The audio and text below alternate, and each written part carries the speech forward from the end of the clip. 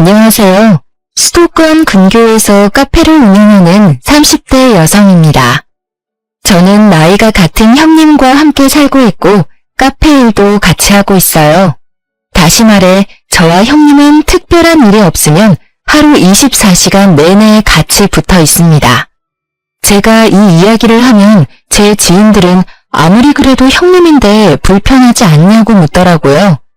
친정 가족과도 이렇게 붙어 있으면 불편하고 사소한 의견 충돌로 싸우게 마련인데 저와 피 한 방울 섞이지 않은 형님과 같이 있으니 불편하기는 합니다. 그래도 아직은 큰 의견 충돌 없고 나름 조용히 잘 지내고 있어요. 사실 저와 형님은 얼마 전까지만 해도 연을 끊느니 마느니 할 정도로 사이가 정말 안 좋았습니다. 그런데 지금은 하루 24시간을 싸우지도 않고 같이 있다니 조금 의아하시죠? 저와 형님이 이렇게 된 이야기 들려드릴게요. 저와 형님은 고등학교 동창이고 제 남편은 저보다 2살 적은 연하남이에요. 처음에는 몰랐는데 상견례 자리에서 제 남편의 누나가 고등학교 동창임을 알았습니다. 우리는 고등학교 때 그다지 친하지는 않은 사이였지만 내심 동창이니 좀 편한 시댁이 되지 않을까 하는 기대를 했어요. 저희 부모님도 그랬고요. 그러나 저의 시집살이는 절대 평탄하지 않았습니다. 결혼 후 한 달 뒤, 그날은 며느리로서 맞이하는 첫 명절날이었어요. 저는 첫 명절이니 잘 보이고 싶은 마음에 한복을 곱게 차려입고 시댁에 찾아갔습니다. 첫 명절이라고 한복을 입고 온 거야? 애쓰는 건 알겠는데 한복이 틀렸어. 한복이 틀렸다니 무슨 소리야? 야, 이주희, 말 똑바로 못해? 나랑 너랑 고등학교 때는 친구였어도 지금은 내가 너 형님이야. 존댓말 써야지 어디서 지금 반말을 찍찍 뱉어대? 미진이 말이 맞아. 아무리 너희 둘이 같은 학교 동창이었어도 이제는 상황이 달라. 주희 너는 이제부터 미진이한테 꼬박꼬박 존댓말 써가며 형님 호칭 똑바로 붙이도록 하렴. 그래야지 친척들이나 남들한테 싫은 소리 안 들어. 알겠니? 주희야, 엄마랑 나는 너가 혹시라도 나중에 우리 친척 어른들에게 크게 욕먹을까봐 걱정돼서 하는 이야기야. 그니까 이제 절대 여기 시댁에서는 나는 물론 우리 동생에게도 반말하지 마. 알겠어? 우리 친척분들 그런 거 정말 싫어하셔. 알겠지? 뭘 이런 거 가지고 애를 혼내? 그래도 주인은 첫 명절이라고 생각해서 한복 입고 왔는데 그 마음이 예쁘잖아. 다들 너무 뭐라고 하지 마. 주희야, 새벽부터 오느라 수고 많았다. 인자한 시아버지와는 다르게 시어머니는 첫 명절에 며느리의 군기라도 잡으려는지 도끼 눈을 뜨며 제 말이나 행동, 복장까지 지적하기 바빴습니다. 그런 시어머니도 시어머니지만 옆에서 얄밉게 말하는 형님이자 제 동창 김미진은 한 대 때려주고 싶을 만큼 아주 미워 보였어요. 당신은 좀 가만히 있어봐요.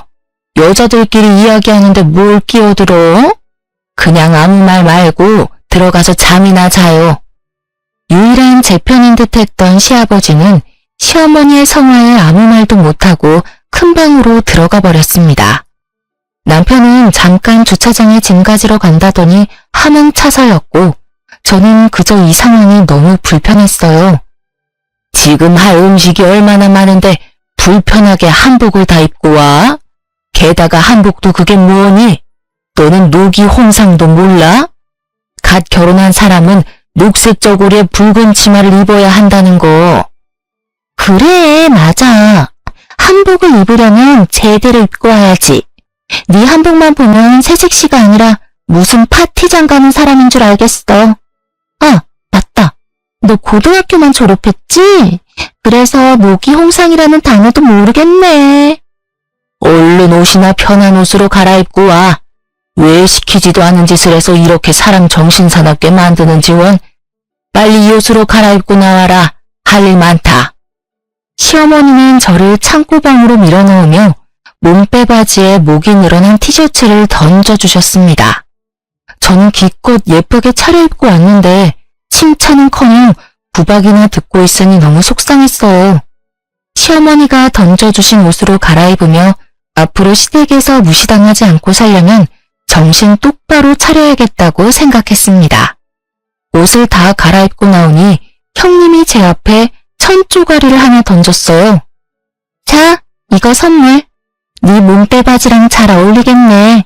이거 입고 열심히 부침개도 부치고 요리도 하고 설거지도 해. 넌 이 집의 며느리니까 당연히 그렇게 해야 하는 거 알지? 형님이 던져준 천조가리는 바로 앞치마였는데 이미 김치 국물이 여기저기 묻어 있었고 세탁도 전혀 하지 않았는지 이상한 냄새까지 났습니다. 지금 누나한테 이게 뭐하는 짓이야? 아침에 한복 입고 왔는데 그 옷은 또 뭐고? 누나? 네 누나는 나야. 어디서 지금 누나라 그래? 그냥 이 와이프 이름 부르든가 아니면 아내라고 호칭해. 너도 고졸 출신인 제 딸아 무식해지냐? 형님은 큰 목소리로 제 남편을 구박했고 그 덕에 잠깐 방에 들어가셨던 시부모님까지 다 거실로 나오셨습니다. 다들 첫 명절부터 왜 이리 소란이냐? 대체 미진이 너는 왜 주의를 그렇게 못 잡아먹어서 한다리야? 그게 아니라 미진이가 주희한테 시댁에 대한 예의를 알려주는 거지. 첫 명절에 그렇게 화려하게 꾸미고 오는 새댁이 세상 천지에 어딨어? 당신도 괜히 주위 편들지 말고 그냥 조용히 있어요. 평소처럼 가만히 있다가 부침개 다 되면 먹기나 하면 되지. 뭘 자꾸 평소답지 않게 왔다 갔다 하며 참변질이야? 영진이 너도 괜히 주희 옆에 붙어있을 생각 말고 너네 아버지랑 같이 방에 들어가 있어. 알겠어? 시어머니는 시아버지와 남편에게 방에 들어가서 쉬라고 한 뒤 저에게는 일거리를 잔뜩 던져주셨습니다. 제가 부쳐야 할 부침개의 종류가 무려 7가지나 되었고 잡채에 만두까지 빚어야 했어요. 이렇게 본격적으로 일을 할 동안 시어머니와 아가씨는 옆에서 아무것도 하지 않고 입으로만 시키기에 바빴습니다. 저는 첫 명절이라 어지간하면 조용히 보내고 오려고 했으나 시어머니와 아가씨는 정말 너무하더군요. 제가 여기서 하라는 대로 다 하면 앞으로도 이렇게 저는 시댁의 종살이를 하는 것은 불보듯 뻔한 일이죠. 어머니, 형님, 저 혼자 이 많은 음식 못해요. 저 혼자 하는 것보다는 셋이서 나눠서 일하는 것이 빨리 끝나니까 어머니와 형님도 같이 해요. 저는 마저 전을 부칠 테니 어머니는 잡채 좀 해주시고 형님은 만두를 빚어주세요. 그럼 빨리 일도 끝나고 좋잖아요. 뭐라는 거야? 당연히 며느리가 시댁에 왔으면 음식하고 일해야 하는 거 아니야? 꼴랑 1시간 해놓고 힘들어. 우리 엄마는 매년 명절 때마다 이 모든 것을 혼자 다 하셨어. 이제 네가 이 집 며느리니까 당연히 네가 다 해야지. 어머니가 이 모든 것을 혼자 다 하실 동안 형님은 옆에서 뭐 하셨어요? 설마 음식하는 거 하나도 안 도와드리고 다 되면 나와서 밥만 축낸 건 아니죠? 너는 어떻게 말을 그렇게 하니? 미진이 얘는 그동안 공부하느라 음식 같은 거 하나도 못해. 얘가 그동안 대학교 졸업하고 지금은 공무원 공부하느라 얼마나 스트레스 받는데 어떻게 이깟 음식 만드는 것을 시키니? 엄마, 쟤는 고졸이잖아. 천하 태평하게 카페에서 커피나 내리고 있는 무식한 게 뭐 그딴 걸 알겠어? 형님은 계속 무슨 말만 하면 제가 고졸이라며 무시를 해댔습니다. 제가 고졸이라는 것이 틀린 말은 아니지만 공부를 못했던 것은 아니었어요.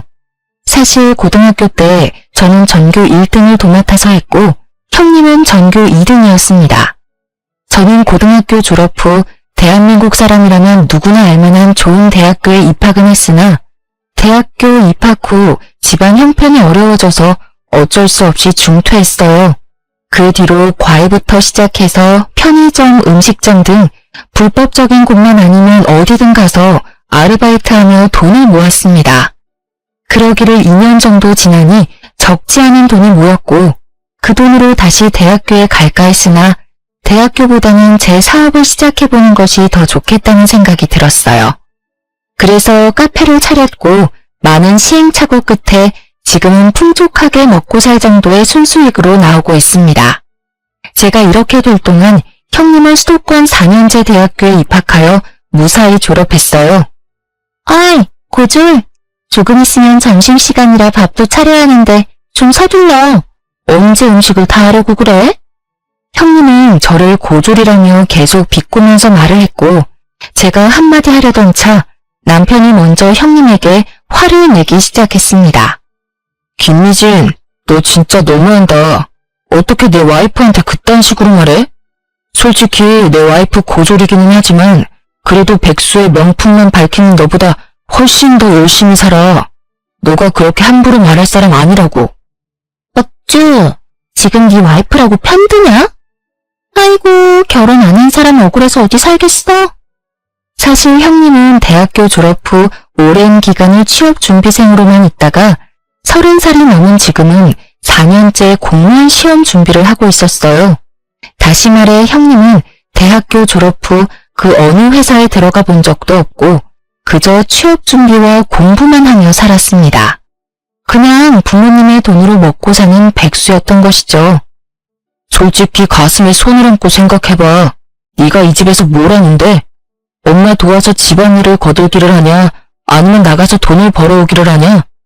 4년째 대학교를 졸업하면 뭐해?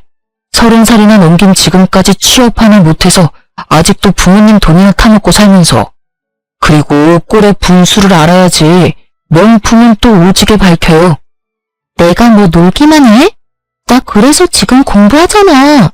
공무원 되려고 공부하고 있잖아. 내가 1년만 맘 잡고 하면 나 분명히 공무원 된다니까. 그리고 내가 명품을 사든 말든 네가 뭔 상관인데? 야, 그 명품들 다 네 돈으로 샀어? 내가 부모님께 드리는 용돈으로 산 거잖아. 아니야? 무슨 기생충도 아니고 사람이 염치가 있으면 나가서 아르바이트라도 좀 해. 지 손으로 돈도 한 푼 못 버는 주제에 어디서 지금 신우짓이야? 그리고 내 와이프 이렇게 생각 없이 사는 네가 함부로 무시할 사람 아니야. 다시는 내 와이프 무시하지 마. 형님과 남편의 다툼을 가만히 듣고만 계시던 시어머니는 남편의 등을 짝소리나게 때리셨습니다. 솔직히 저로서는 남편이 틀린 말을 한 것 같지는 않은데 시어머니의 행동이 조금 의아했어요. 김영진, 누나한테 대들어? 주희 너는 도대체 우리 아들을 어떻게 구워 삶았으면 누나한테 큰 소리니? 지금껏 단 한 번도 우리 아들, 딸 이렇게까지 싸운 적 없었다. 너와 결혼하기 전에는 애틋한 남매는 아니었어도 이렇게 싸우지는 않았다고. 제가 구워 삶다뇨. 저는 남편이 맞는 말을 한 것 같은데 왜 그리 저와 남편에게만 화를 내시는지 모르겠네요. 그럼 지금 영진이가 미진이한테 이렇게 대드는 게 많은 행동이라고 생각하니? 아유, 영진이 쟤는 꼭 자기같이 맹한 년을 데리고 왔구나. 어릴 때도 공부를 지지리도 못하더니 커서도 저렇게 지 고집만 부리고 다녀요. 아유, 속 터져. 사실 남편은 어릴 때 공부하는 것을 정말 싫어했고 성적도 중하위권이었습니다. 이 성적으로 대학교에 가봤자 돈과 시간 낭비라고 생각한 남편은 고등학교 졸업 후 각종 아르바이트를 하며 돈을 모았고 그러다 우연한 기회에 도배 자격증을 따게 되었어요. 어릴 때부터 일해온 탓에 지금은 경력도 꽤 많고 이 업계에 입소문도 나서 어지간한 대기업 연봉만큼은 받으며 일하고 있답니다. 저는 남편이 꽤 성공적인 삶을 살고 있다고 생각하지만 시어머니나 형님은 남편이 대학교도 가지 못하고 도배일이나 한다며 여전히 무시를 당하고 있었어요. 대학교도 나오지 않은 주제에 뭘 안다고 집에서 큰 소리야? 너나 네 와이프나 둘 다 멍청한 건 똑같아. 미진이 말이 맞아. 내가 영진이 네가 아들이라고 얼마나 공들여서 키운 줄 알아? 그런데 너는 대학교도 못 나오고 한다는 일이 꼴랑 남의 집 도배해주는 거야? 그걸로 돈 벌어봤자 얼마나 번다고. 지금은 네 누나가 돈 못 벌지만 그래도 제가 마음먹고 공부해서 공무원만 돼봐. 그러면 아주 너보다는 100배, 1000배는 돈 더 벌걸? 그놈의 대학교. 내가 대학교는 못 나왔지만 누나처럼 엄마한테 돈 달라고 한 적 있어? 누나처럼 자기 분수도 모르고 명품만 밝히면서 부모 등골 뽑아먹은 적 있냐고. 나 정말 고등학교 졸업 이후로 단 한 번도 엄마한테 10원 한 장 받은 적 없었고 오히려 내가 꼬박꼬박 용돈 보냈어. 그런데 그 잘난 대학교까지 나온 누나는 여전히 백수야. 여전히 엄마 등쳐먹고 살면서 명품이나 밝히는 철없는 백수라고. 세상 사람들에게 물어봐. 내가 더 나은지 아니면 누나가 더 나은지. 시어머니와 남편의 대화는 점점 더 격해졌고 그 이야기를 듣고 있는 저도 화가 많이 났습니다. 사실 저도 대학교 입학은 했지만 결국엔 남편처럼 졸업은 못한 고졸이잖아요. 고졸인 남편을 무시하는 것은 꼭 저를 무시하는 것만 같았습니다. 명절이고 뭐고 다 필요 없어. 누나, 가자. 이딴 집구석 이제 다시는 오지 말자. 남편은 화가 많이 나서 제 손을 잡아 끌고 가져온 짐을 챙기기 시작했습니다. 시어머니와 형님은 남편을 말리기 시작했고 시끄러운 소리에 방에서 주무시던 시아버지까지 나오셨어요. 이게 지금 뭐 하는 짓이야? 기분 좋은 명절날 왜 싸움박질이나 하고 있느냐고. 누나가 왜 아직도 지 앞가림 못하고 저러고 사는지 알아요? 두 분 다 누나만 오냐오냐 해줘서 저렇게 생각 없이 자란 거예요. 이제 두 분 다 정신 좀 차리세요. 누나도 제발 정신 좀 차리고 똑바로 좀 살아.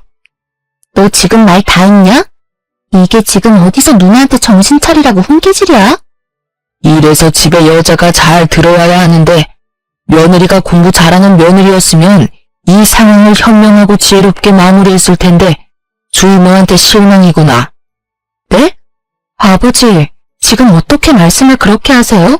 이 상황이 저의 최종 학력이랑 무슨 상관이에요?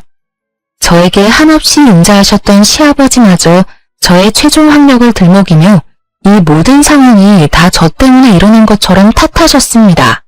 남편은 그런 소리 듣지 말라고 하며 제 손을 끌고 밖으로 나갔어요. 그러고는 제게 너무 부끄럽다며 이제 시댁에 오지 말자고 하는데 순간 남편의 눈에서 눈물이 한 방울 툭 떨어졌습니다.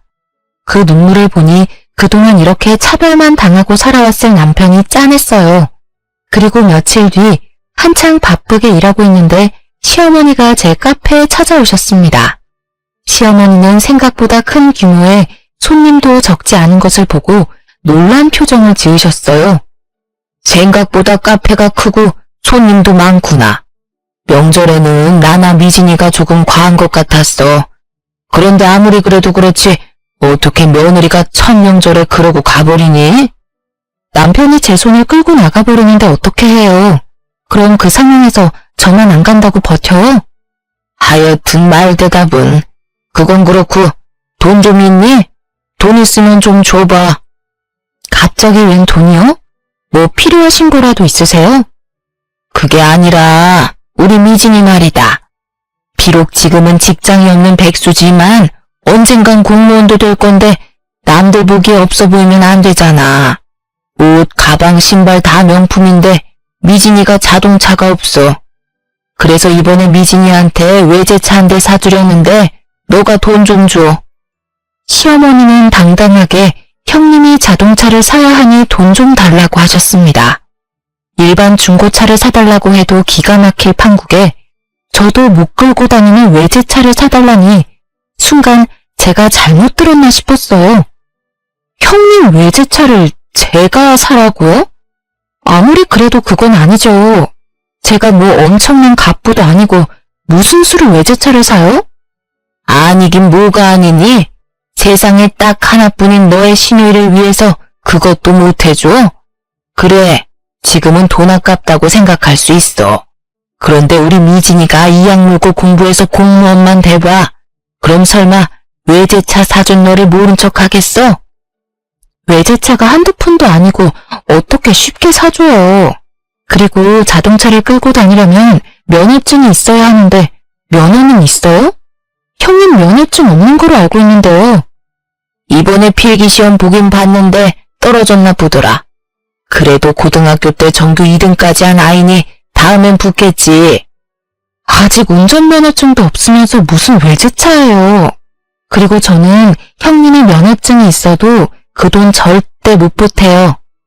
솔직히 우리 집 형편 너도 잘 알잖아. 우리 집에서 미진이한테 그래도 외제차 사줄 능력 되는 사람 너랑 영진이 뿐이야. 무조건 안 된다고만 하지 말고 좀 긍정적으로 생각해봐. 사람이 어쩜 그렇게 비관적이야? 대학을 안 다녀서 그런가? 아무튼 너가 돈 보태주는 걸로 알고 난 이만 가보마. 사실 시댁은 형편이 넉넉하지가 않았습니다. 시아버지는 중소기업에서 이사님 직급으로 계시고 시어머니는 결혼 후 평생을 전업주부로만 사셨어요. 그런데 요새 경기가 좋지 않다 보니 시아버지의 월급이 제때 나오지 않은 상황이었고 그래서 시댁의 형편은 안 그래도 좋지 않은데 더 어려워졌습니다. 저와 남편은 그나마 잘 벌어서 조금씩 생활비를 보태주고는 있으나 아무리 그래도 형님 외제차를 사달라고 하시는 어머니의 말씀은 도무지 제 상식으로는 이해가 가지 않았어요. 그렇게 시어머니는 제 속을 뒤집어 놓고 나가셨고 저는 생각할수록 어이가 없어서 그저 냉수만 들이켜고 있었습니다. 그러고 있는데 카페에 제 고등학교 동창인 수진이와 민희가 놀러왔어요. 이 친구들은 둘 다 결혼해서 어린 아이들을 키우며 살고 있고 한 달에 한 번꼴로 제 카페에 찾아와 꼬박꼬박 매상을 올려주고 있습니다. 친구인이 돈을 받지 않겠다고 해도 이런 돈은 반드시 다 받아야 한다며 기어이 1원 한 푼도 빼놓지 않고 다 계산하고 가는 고마운 친구들이랍니다. 저는 마침 손님이 없어서 수진이와 민희와 함께 수다를 떨다가 명절 이야기가 나왔어요. 주인은 이번 첫 명절 어땠어? 미진이가 잘해줘? 말도 마. 아주 말끝마다 고졸이라면 나를 무시하는데 화가 너무 나더라. 걔가 널 무시해? 하긴 걔가 고등학교 때 전교 2등이어서 전교 1등인 너를 무지 싫어했잖아. 그래서 신우짓이라도 하고 싶었나 보네. 그런데 걔는 뭐하고 살아? 결혼은 했어? 아니면 회사 다니나? 대학교 졸업하고 지금까지 취업 못하고 부모님께 용돈 받아서 생활하고 있어. 당연히 결혼도 못했고. 지금은 공무원 시험 준비한답시고 놀고 있는 것 같더라. 보니까 부모님께 돈 받아서 명품만 엄청 사나 봐. 나이 30 먹고도 부모님께 용돈 받는 사람이 있다니 여러모로 대단하네. 시어머니는 어떠셔? 시어머니도 완전히 김미진 편이지. 사실 조금 전에 시어머니 왔다 가셨는데 나한테 세상에 딱 하나뿐인 신우의 외제차를 사달란다.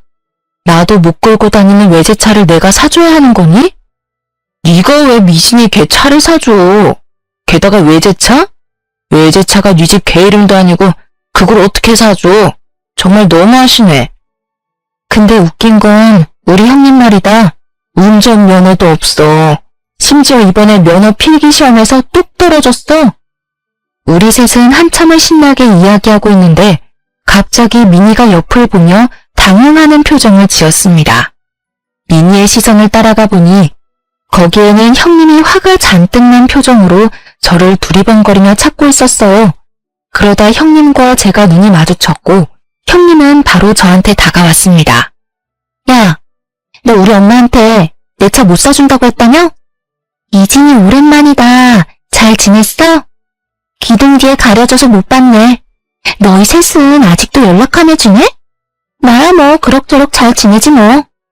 온 김에 우리 커피나 한잔 하자. 그래도 우리 다들 고등학교 동창인데 커피 한 잔은 할 수 있지? 수진이와 민희는 형님을 자리에 앉혔고 저는 갑자기 단체 손님이 와서 더는 함께 할 수 없었습니다. 손님에게 커피와 디저트를 다 건네고 다시 수진이 민희에게 갔을 때는 뭔가 분위기가 묘하게 이상했어요. 수진이와 민희의 표정은 신났고 형님은 그 사이에서 표정이 일그러져 있었습니다. 내가 웃긴 얘기 하나 해줄게. 남편 회사에 34살인데 신입으로 들어온 여직원이 하나 있거든? 그때까지 뭐 했냐고 물으니까 글쎄 공무원 시험 준비하다 안 돼서 회사에 취업했다는 거 있지? 근데 들어보니까 좋은 대학교를 졸업한 것 같은데 계속 취업도 안 하고 공무원 시험 준비하며 부모님 등골이나 빼먹고 산 것 같더라고. 근데 집이 잘 사는 것도 아닌데 명품은 발끝까지 휘감고 다니더라. 지 주제를 알아야 되는데 또 꼴의 자존심은 높아서 부모님한테 외제차 사달라고 졸랐다 하더라고. 어머, 나이가 30살이 넘었는데도 아직도 정신을 못 차렸네. 일은 잘해? 그런 사람이 일을 잘하겠니?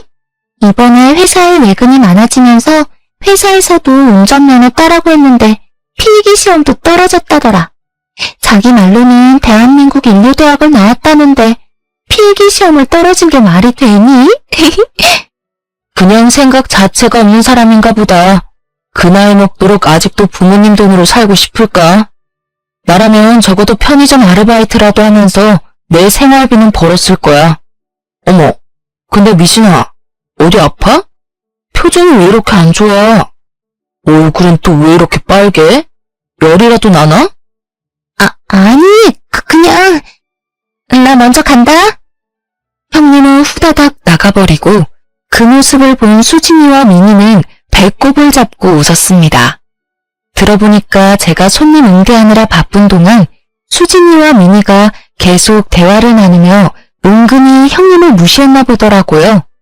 누가 들어도 형님 본인을 욕하는데 또 대놓고 자신의 욕을 한 것도 아니니 화를 낼 수도 없고 그 자리에 있자니 화는 나고 뭘 어찌하지를 못하다가 결국 뛰쳐나가버린 것이죠. 그날은 금요일이라 그런지 손님들이 정말 많았고 정신이 하나도 없던 와중 형님에게 전화가 왔어요. 화장실 갈 새도 없이 바빴던 터라 형님의 전화도 당연히 받을 수 없었고 그렇게 마감까지 아주 바쁘게 보냈습니다. 그리고 퇴근 후 남편과 간단히 맥주 한 잔을 한 후 잘 준비를 하는데 밖에서 누가 우리 집 문을 3개 두드리더라고요. 문을 열어보니 형님이었는데 술을 얼마나 먹었는지 제정신이 아니었습니다. 야, 네가 뭔데 감히 친구들한테 내 욕을 해? 아까 수진이랑 미니 말이야. 어떻게 걔네들이 내 이야기를 다 알아? 무슨 소리세요? 수진이랑 미니가 뭘 어쨌는데요? 걔들 남편인가 하는 사람이 다니는 회사 여직원 이야기, 내 이야기 아니냐고! 네? 저는 전혀 모르겠는데요. 발뺌하는 거 봐. 좋은 대학교 졸업하고 취업 안 하고 공무원 준비하면서 부모님 등골 빼먹는 이야기. 운전면허 떨어지고 외제차 사달라고 한 것까지 다 내 이야기잖아. 나랑 나이도 같고 말이야. 내가 바본 줄 알아? 그 회사에 형님 같은 사람이 또 있나 보죠 뭐. 세상에 나랑 똑같은 사람이 또 어딨어? 그게 말이 돼? 잘 알긴 하네. 들어보니까 와이프는 그냥 사실을 다 말한 것뿐인데 그게 이 밤에 이렇게 와서 행패를 부릴 정도로 화낼 일이야? 술 취했으면 집에 가서 곱게 잠이나 자. 여기서 주정 부리지 말고. 뭐? 주정? 너 누나한테 말 다 했냐? 형님은 술에 잔뜩 취해서 언성이 점점 높아지기 시작했고 남편은 그런 형님을 쫓아내버렸습니다. 내심 형님이 술에 많이 취해서 혼자 길 가다가 무슨 일을 당할까 걱정되긴 했는데 남편은 술에 아무리 취했어도 항상 집은 알아서 잘 찾아갔다고 하며 걱정하지 말라고 했어요. 그렇게 저와 남편은 잠이 들었습니다. 한창 잘 자고 있는데 남편의 핸드폰이 무섭게 울렸어요. 시계를 보니 새벽 3시였고 뭔가 불길한 기운을 느끼며 전화를 받았습니다. 잠시 후 남편은 귀신이라도 본 것처럼 손을 덜덜 떨고 얼굴은 창백해졌어요. 무슨 일이야? 왜 그래? 우리 부모님이 돌아가셨대. 그게 무슨 자다가 봉창 두드리는 소리야? 보이스피싱이나 그런 거 아니고 진짜야? 전화 건 사람이 누구였는데? 남편의 말로는 형님이 술 취해서 집으로 가다가 길바닥에 누워 잠이 들었는데 마침 순찰 중이던 경찰이 형님을 발견하고는 경찰서로 데리고 갔다고 합니다. 그리고서 시부모님께 연락했는데 시부모님은 딸이 그 새벽에 술에 취해 경찰서에 있다니 얼마나 놀라셨겠어요.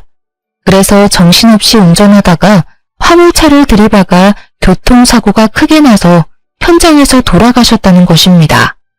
저는 시부모님에 대한 애틋한 정이 있던 것은 아니었지만 건강하셨던 분이 갑자기 돌아가셨다니 너무 충격적이었어요. 그렇게 저와 남편은 시부모님의 장례를 치르게 되었습니다. 장례식장을 잡고 영정사진을 준비하는 동안에도 형님은 여전히 술이 끼지 않아 해롱거렸습니다. 새벽녘이 다 돼서야 형님은 정신을 차렸고 부모님이 교통사고로 돌아가신 상황을 알게 되었어요.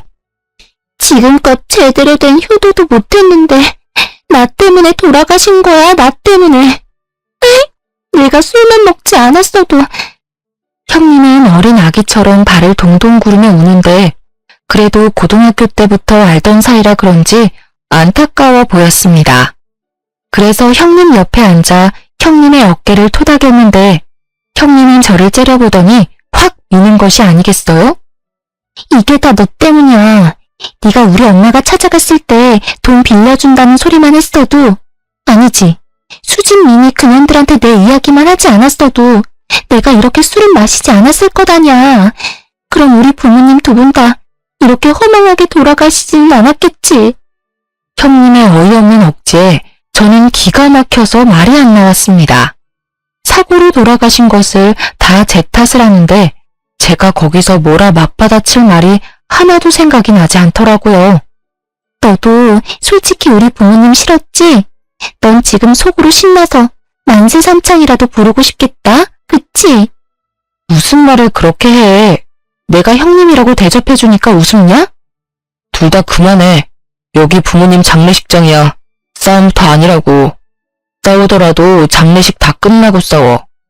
울부짖음에 가까운 남편의 말에 저와 형님의 대화는 중단되었습니다. 그 뒤로도 형님은 제게 자기 부모님을 죽인 년이라며 끔찍한 원수를 보듯이 저를 흘겨보았어요. 남편은 형님의 그런 모습을 보면서도 아무런 말도 하지 않았습니다.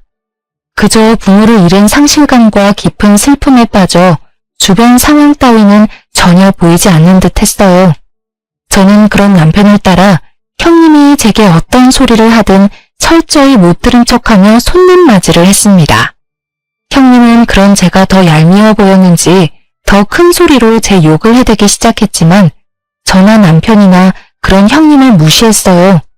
그렇게 슬프기도 화가 나기도 한 장례식을 무사히 마치고 집에 돌아가려는데 형님이 저를 붙잡았습니다. 야, 인사 안 해? 부모님 돌아가셨으니까 이 집의 가장 윗사람은 나야. 이제 내 말 깍듯이 잘 들으라고. 그런데 넌 참 뻔뻔하다. 엄밀히 말하면 우리 부모님 죽인 사람이 바로 넌데 무슨 낯짝으로 끝까지 장례식장에 있어? 도대체 내가 왜 니네 부모님을 죽인 사람인데? 내가 진짜 장례식 하는 동안 참고 또 참았는데 이제 더는 못 참겠다. 네가 못 참으면 어쩔 건데.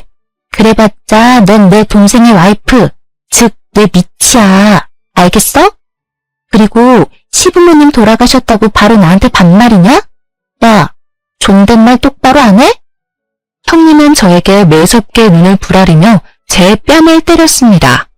순간 장례식을 치르며 참고 참았던 제 화가 폭발하여 저도 형님의 뺨을 때렸어요. 지금 뭐하냐? 감히 네가 내 뺨을 때려? 미쳤어? 제정신이야? 왜? 너는 내 뺨 때려도 되고 난 네 뺨 때리면 안 되냐? 누나, 그만해. 내가 장례식 내내 지켜봤는데 이 인간은 그냥 사람이 아니야. 지금 부모님도 다 돌아가신 이 마당에 그동안 자기가 한 짓들을 후회해야지. 후회는커녕 왜 아무 잘못도 없는 남 탓을 해. 나 이제 친누나 없고 형제 하나도 없다고 생각하며 살 테니까 누나도 괜히 사람 같지도 않은 저 인간 때문에 스트레스 받지 마. 야, 니랑 전에는 이혼 도장 찍으면 남남이지만 너랑 나는 피가 섞인 남매야. 가족이라고. 그런데 어떻게 네가 그딴 식으로 말해? 가족도 가족다워야지. 네가 그러고도 인간이냐? 그렇게 부모님 등골 쭉쭉 빼먹고 항상 자기 탓은 안 하고 남 탓만 하고 살지. 어디 한번 계속 그렇게 기생충처럼 살아봐. 어디 얼마나 잘 먹고 잘 사나 내가 두고 볼게. 아니다. 그냥 알아서 잘 살아. 이제부터 우리는 남남이야. 알겠어? 이제 누나가 죽든 말든 신경 안 쓸 테니까 누나도 다시는 나한테 연락하지 마. 남편은 장례식 내내 참아왔던 분노를 터뜨리고는 다시는 보지 않겠다 다짐을 하고 집으로 돌아왔습니다. 그렇게 한 달 뒤 카페에서 일하고 있는데 형님이 제 카페에 찾아왔어요. 순간 장례식장에서의 일이 생각나 확 쫓아내버릴까도 생각했지만 무슨 말을 하러 왔나 궁금해서 일단 들어오라고 했습니다. 카페는 여전히 잘 되네. 내가 부탁을 좀 하나 하려고 하는데 요새 내가 취업 준비하느라 조금 바쁘거든? 네, 형님도 이제 공부해도 안 되는 공무원 말고 취업 준비하셔야죠. 잘 생각하셨어요. 말 얄밉게 하는 건 여전하네. 그런데 면접 보러 가려면 정장도 필요하고 어울리는 구두도 있어야 하는데 지금 돈이 없어. 사실 부모님이 주신 돈 다 써버렸거든. 부모님이 뭐 보험에 들어놨던 것도 아니고 말이야. 설마 그래서 제게 돈을 달라고 오신 건 아니죠? 나도 양심이 있고 염치가 있어. 날 뭘로 보고. 그냥 내가 정식으로 취업하기 전까지만 여기 카페에서 일하게 해줘. 상황을 보아하니 항상 돈을 주시던 시부모님이 돌아가시니 형님은 경제적으로 힘들었고 그래서 제게 도움을 요청하러 온 것 같았습니다. 그런데 형님의 표정은 여전히 당당했고 기고만장했어요. 형님, 그런데 저는 지금 있는 직원으로도 충분해서 더는 사람을 고용할 계획이 없는데요. 뭐 정 급하시면 최저 시급 받으며 설거지나 주방 청소는 어때요? 그거라도 하실 수 있겠어요? 뭐? 설거지나 주방 청소? 날 뭘로 보고 그런 일을 시켜? 내가 이 나이 먹고 그런 일을 어떻게 해? 나 이래봬도 대한민국 국민이라면 다 아는 대학교 나온 여자야. 난 최저 시급 받으면서 그런 일 못해. 못하시겠으면 가서 다른 일 알아보시던가요. 저는 굳이 사람이 필요하지 않아요. 형님은 씩씩대면서 카페를 나갔고 저는 그러든 말든 신경 쓰지 않았습니다. 그런데 다음날 형님이 다시 카페에 찾아왔습니다. 어제도 오셨는데 오늘은 또 무슨 일이세요? 어제 네가 그랬지? 설거지에 주방 청소 아르바이트 시켜줄 수 있다고. 뭐 여기서 돈 벌어봤자 코딱지만큼 이겠지만 그래도 한번 그 일이라도 해볼게. 요새 경기가 어려워져서 그런가 아르바이트 자리가 어쩜 이렇게 하나도 없는지. 당분간 그 일이나 좀 하지 뭐. 그래도 되지? 형님은 어제 계속 아르바이트를 구하려 했지만 생각보다 쉽지 않았는지 다시 제 카페에 찾아와 일을 해보겠다고 했습니다. 솔직히 형님이 못 믿어왔지만 그래도 고등학교 때부터 알던 사이였기에 속는 셈 치고 한번 일을 맡겨보기로 했어요. 그렇게 2시간이나 지났으려나요? 손님들은 밀어닥치는데 컵이며 접시가 하나도 없는 것입니다. 혹시나 하는 마음에 주방에 가보니 설거지를 하고 있어야 할 형님이 보이지 않았어요. 화장실에도 매장에도 그 어디에도 보이지 않아 형님에게 전화를 걸었습니다. 야, 나 몸살 난 것 같아. 설거지 못하겠어. 몸살? 고작 2시간 일하고 몸살? 하긴 나이 34살 먹도록 아르바이트 한번 제대로 해보지 않은 네가 뭘 할 수 있겠니? 솔직히 형님이 일을 잘할 것이라고는 애초에 기대도 하지 않았지만 그래도 저는 하루는 버틸 줄 알았습니다. 그런데 하루는커녕 고작 2시간 하고 도망을 갔다니 좀 어이가 없었어요. 고작 2시간이라니 내 생에 그렇게 힘든 일은 처음이다. 그리고 말이야 설거지하면서 생각해보니까 내가 이래봬도 대한민국에서 알아주는 4년제 대학교 나온 여자잖아. 그럼 내가 고작 최저시급 받으면서 설거지나 한다는 게 어디 말이 되니? 그래서 내가 관둔 거야. 내가 때려치운 거라고. 야, 내가 정말 너 고등학교 동창이기도 하고 너보다 사회생활을 더 많이 한 사람으로서 충고 한마디 하는데 인생 그따위로 살지 마. 야, 꼰대냐? 그깟 아르바이트 좀 더 많이 해봤다고 어디서 나를 가르치려 그래? 내가 너보다 더 윗사람인 거 잊었어? 윗사람이면 윗사람처럼 행동해, 김미진. 이제 이 세상에 너의 어리광 받아주고 너가 필요할 때마다 돈 주시던 너의 부모님 안 계셔. 이 세상에 너를 쉽게 받아줄 사람 아무도 없다고. 너도 이제 정신 좀 차리고 똑바로 좀 살아. 알겠어? 야, 어디서 고졸 주제에 나를 가르치려 그래? 대학교 졸업장도 없는 주제에. 그깟 대학교 졸업장이 뭐가 그리 중요하다고. 뭐 있으면 없는 것보다는 낫겠지.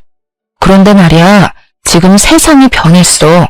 너 생각처럼 명문대학교 졸업장이 너를 먹여 살려주는 그런 시대 이젠 아니라고. 정신 좀 차리고 현실을 제대로 봐.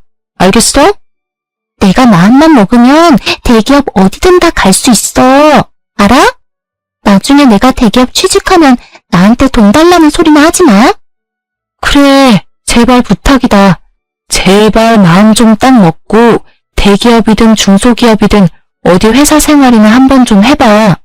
그래서 내 앞에서 한번 떵떵거려 보라고. 알았냐? 형님은 화를 잔뜩 내며 전화를 끊었고 그 뒤로 연락이 되지 않았습니다.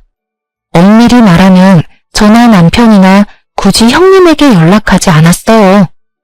솔직히 남편도 그동안 고졸에 도배일이나 한다며 형님한테 하도 무시당하고 살아서 남편도 형님에 대한 애틋한 감정 따위는 없었거든요.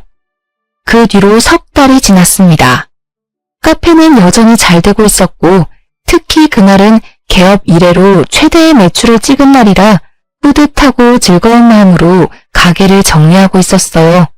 영업이 다 끝났는데 누군가가 거짓골로 가게 문을 열고 들어왔습니다. 자세히 보니 형님이었어요. 주희야, 제발 나 좀 살려줘. 너무 배도 고프고 당장 잠잘 곳도 없어. 형님은 저를 보더니 대뜸 무릎을 꿇으면서 엉엉 울기 시작했습니다. 무슨 일인가 싶어 사연을 들어보니 지난 3개월간 회사에 가기 위해 이력서를 많이 냈지만 단 한 번도 면접 보러 오라는 연락조차 받지 못했다고 해요. 아르바이트라도 해보려고 했지만 평생 일 한 번 제대로 해보지 않은 사람이 무엇을 할 수 있겠나요?